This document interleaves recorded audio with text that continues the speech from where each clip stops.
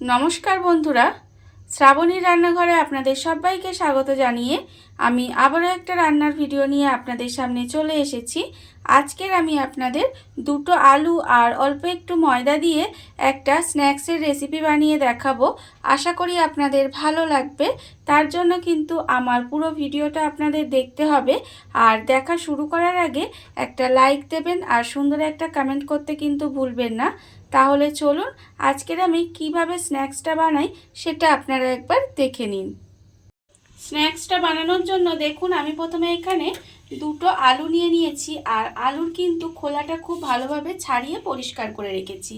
এবারে আমি আলুটা কিভাবে কাটবো সেটা আপনাদের দেখাবো। দেখুন আমি কিভাবে আলুটা কাটি। এইভাবে ছুরি নিয়ে লম্বা লম্বা করে প্রথমে কেটে নেব। দেখুন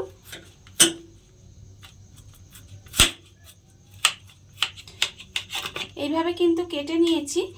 দেখুন কেটে নিয়ে এইবারে এই মুখের দিকটা আর এই চারদিকে মানে ছুরি দিয়ে একটু লম্বা করে কেটে নিতে হবে, যাতে এটা আলুটা একটু চৌকো হয়ে যায়। এইভাবে চারদিকটা প্রথমে অল্প অল্প করে একটু কেটে নেব। কেটে নিয়ে তারপরে এটা কিন্তু এইভাবে লম্বা লম্বা করে আলুগুলো কেটে নিতে হবে। দেখুন একটু মোটা করে এইভাবে লম্বা লম্বা করে আমি আলুগুলো কেটে নেব। আপনাদের দেখাচ্ছি আমি। দেখুন ঠিক এইভাবে কিন্তু আলুগুলোকে প্রথমে কেটে নিতে হবে। আমি সমস্ত আলুগুলো এইভাবে কেটে নিয়ে তারপরে আবার ফিরে আসছি। আলুটা আমি এইভাবে কেটে নিয়েছি। দেখুন এইভাবে একটু লম্বা লম্বা করে আলুগুলোকে কেটে নিতে হবে।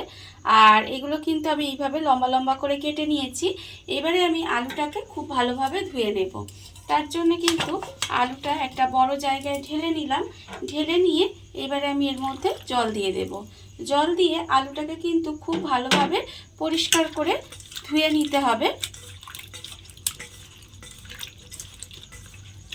আলুটা আমি এখানে খুব ভালোভাবে ধুয়ে নিয়েছি।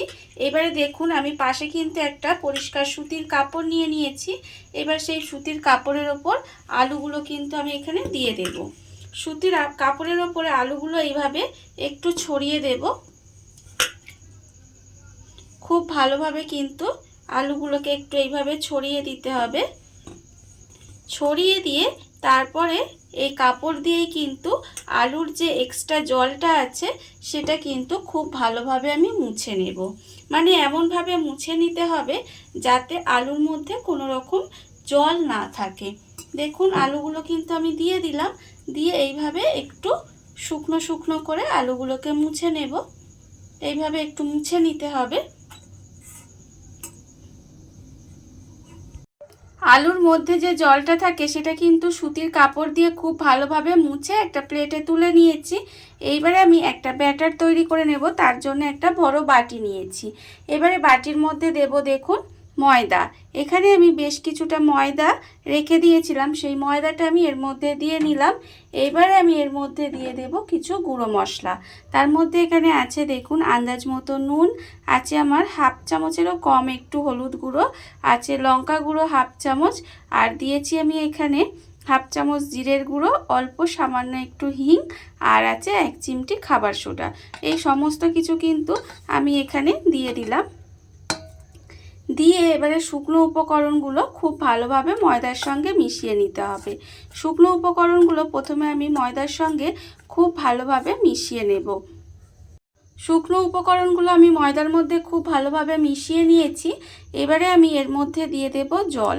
এখানে আমি নর্মাল টেম্পারেচারে কিন্তু জল দেব, অল্প অল্প জল দেব। দিয়ে এটা কিন্তু একটা ব্যাটার রেডি করে নিতে হবে। আর একেবারে কিন্তু অনেকটা জল দিয়ে দেবেন না, তাহলে কিন্তু পাতলা হয়ে যাবে।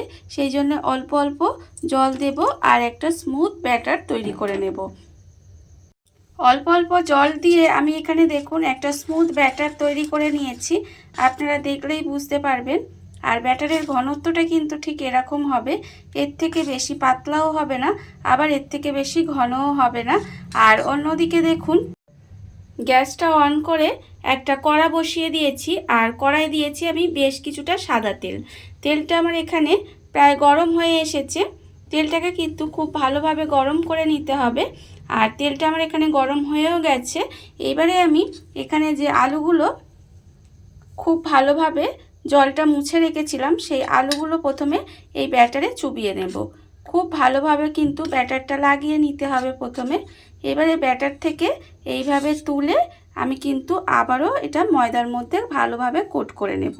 দেখুন আমি কিন্তু এখানে বেশ কিছুটা শুকনো ময়দা রেখে দিয়েছি, দিয়ে এবারে খুব ভালোভাবে এইভাবে আলুটার মধ্যে কিন্তু ময়দার কোটটা করে নিতে হবে, একদম সুন্দর করে কোট করে নিতে হবে। এইভাবে দেখুন, এইভাবে কিন্তু কোট করে নেব, নিয়ে আবারও কিন্তু এই তেলের মধ্যে ছেড়ে দেব। এইভাবে নিয়ে আমি কিন্তু দেখুন তেলের মধ্যে দিয়ে দিলাম, আর আবারও কিন্তু একটা আলু এইভাবে ব্যাটারের মধ্যে দিয়ে খুব ভালোভাবে এইভাবে ব্যাটারটা কোট করে ঠিক একইভাবে ময়দার মধ্যে দিয়ে তারপরে কিন্তু তেলের মধ্যে দিয়ে খুব ভালোভাবে ভেজে নিতে হবে। আর এই সময় কিন্তু গ্যাসটা লোতে দিয়ে রাখবেন, দিয়ে এইভাবে কিন্তু প্রত্যেকটা আমাকে ভেজে নিতে হবে।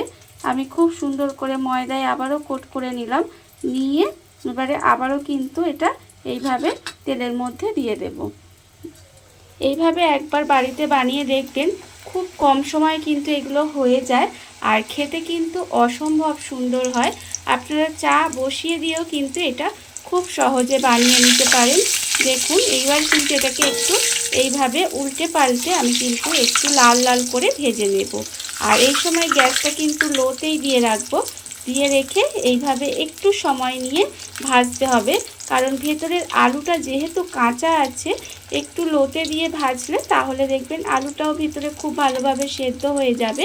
আর না হলে কিন্তু আলুটা কাঁচা থাকবে, তখন কিন্তু আবার খেতে ভালো লাগবে না।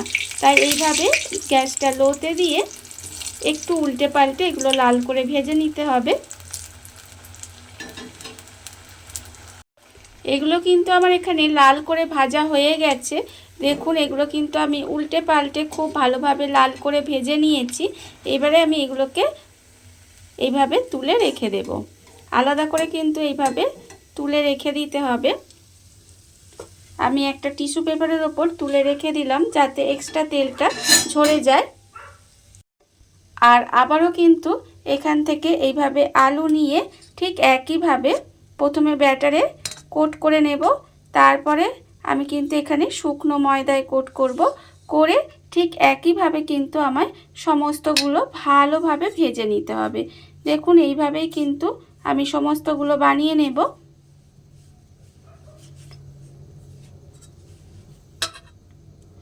এইভাবে সমস্তগুলো আমি বানিয়ে নিতে হবে। দেখুন বন্ধুরা, বাড়িতে থাকা কত অল্প উপকরণে কত অল্প সময় কত সুন্দর একটা স্ন্যাক্সের রেসিপি তৈরি হয়ে গেছে, আপনারা দেখতেই পেলেন। আর এটা কিন্তু খেতে অসম্ভব সুন্দর হয়। এইভাবে আপনারাও একবার হলেও বাড়িতে বানিয়ে দেখতে পারেন। আর এটা আমি সসের সাথে পরিবেশন করেছি, আপনারা চাইলে কিন্তু এটা চায়ের সাথেও পরিবেশন করতে পারেন, খেতে কিন্তু ভীষণ ভালো লাগবে। আর এই ভিডিওটা যদি আপনাদের ভালো লেগে থাকে, আপনারা যদি ফেসবুক থেকে দেখে থাকেন পেজটি ফলো করে দেওয়ার অনুরোধ রইল, আর যদি ইউটিউব থেকে দেখে থাকেন চ্যানেলটি সাবস্ক্রাইব করে নেওয়ার অনুরোধ রইল। তাহলে চলুন ভিডিওটা আমি এখানেই শেষ করছি। আপনারা সবাই ভালো থাকবেন, সুস্থ থাকবেন। আবারও হাজির হব নতুন কোনো রান্না নিয়ে।